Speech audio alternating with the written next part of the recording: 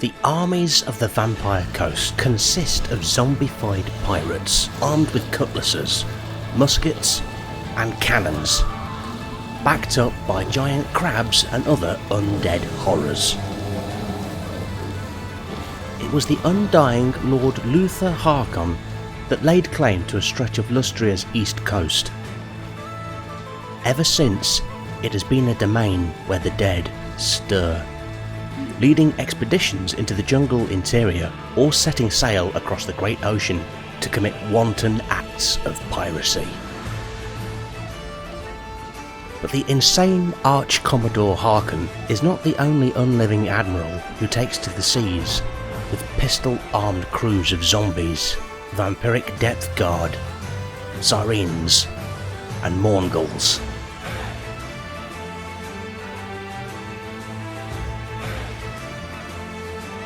There are other pirate lords who command dread fleets of their own, packed to the gunwales with crews press-ganged into eternal service. These tyrants ply the seas, seeking plunder of blood and gold.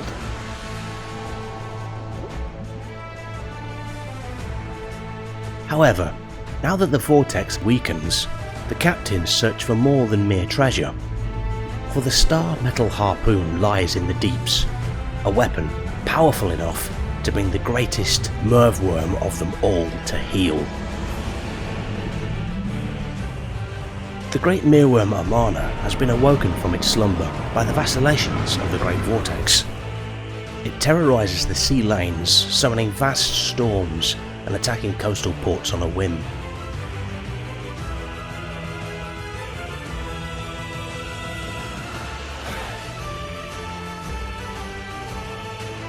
Only the one who wields the fully powered star metal harpoon in hand will tame the beast, become immune to its ravenous hungers, bend Amana to its will, and become the greatest sea scourge the world has ever seen. My lord, we have the map. What are your orders? Kill the beast. Resurrect the beast. Rule the waves. For centuries, Luthor Harkon has ruled a stretch of Lustrian shore known as the Vampire Coast. He raided the temples of Lustria until the Old Ones could tolerate it no more and placed a hex upon him, shattering his mind.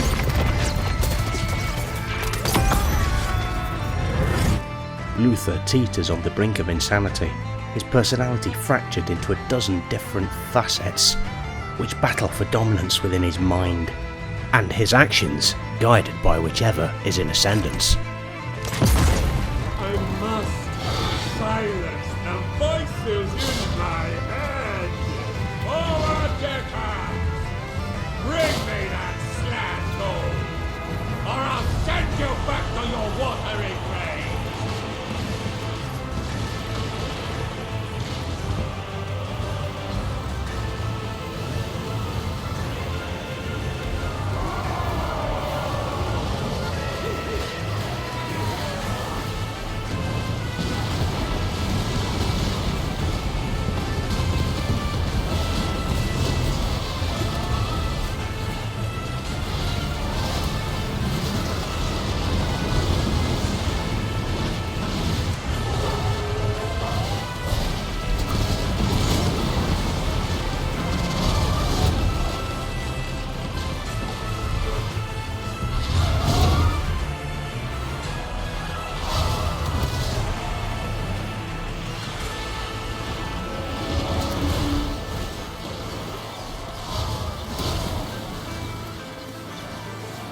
Harkon's multiple identities now battle for dominance, but they have one common goal: to plunder the sacred places of the Lizard Men, and to use the power of their slain artifacts to break the curse and heal his damaged mind.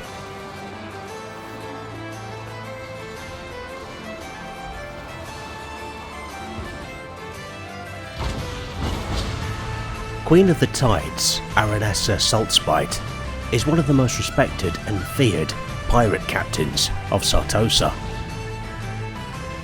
A self-styled pirate queen, her origins are shrouded in mystery.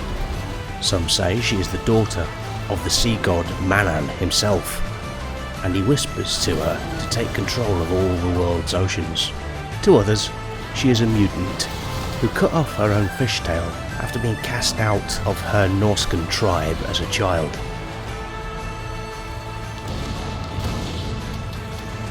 What cannot be denied, whatever her origins may be, is that her skill at the helm or with a cutlass is such that none can dispute her lethality in battle.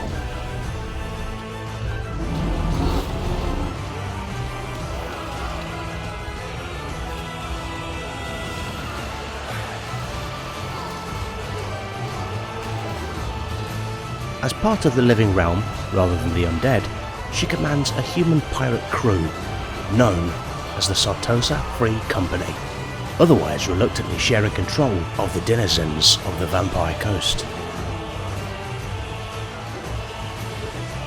Let the forces of the gods begin to crash uselessly against the cliffs, like waves against the swordfish's hull. Reckless is out! Blood is salt!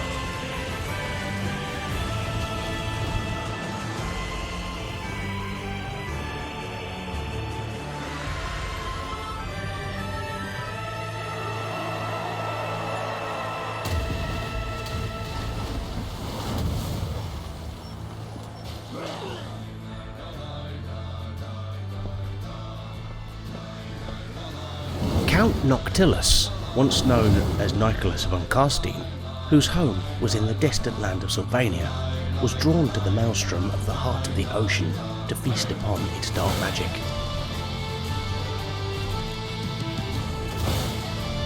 He performed a mighty ritual to transport himself, his castle, and all his undead minions to the Galleon's graveyard, a mystical place where all the wrecks and hulks of the seas are drawn.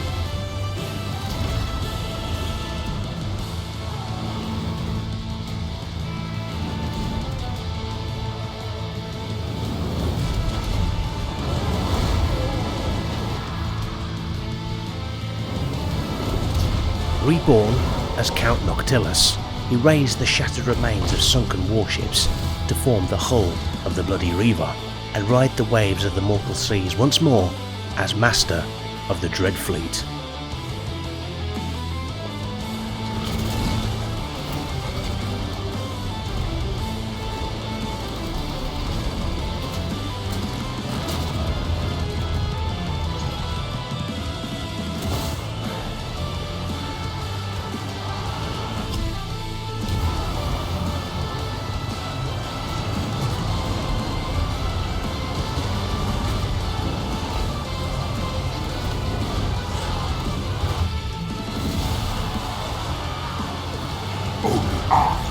Count Noctilus, am worthy of the Maelstrom's boundless power.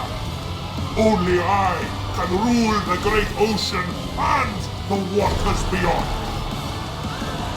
Your call.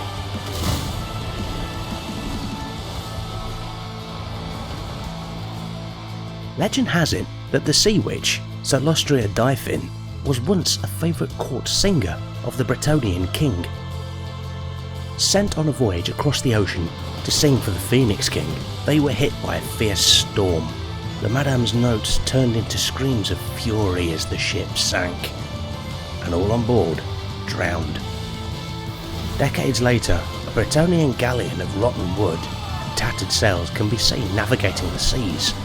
Even in the most savage of storms, it is the Lamprey, the ship of the vengeful spirit Madame Salostra, and her crew, the Drowned.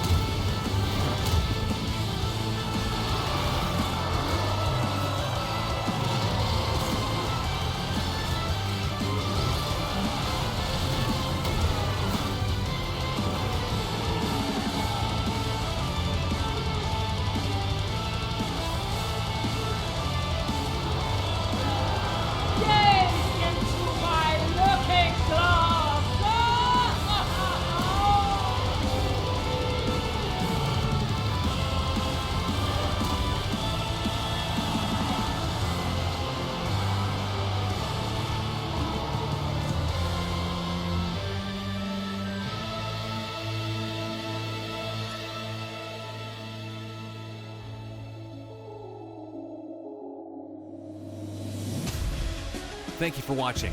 On this channel, we're putting together fan-made cinematic episodes featuring historical and fantasy battles based on the settings from the Total War series and, of course, good old World of Warhammer. If you enjoyed this video, subscribe and hit the notification button to be the first to watch the next battle.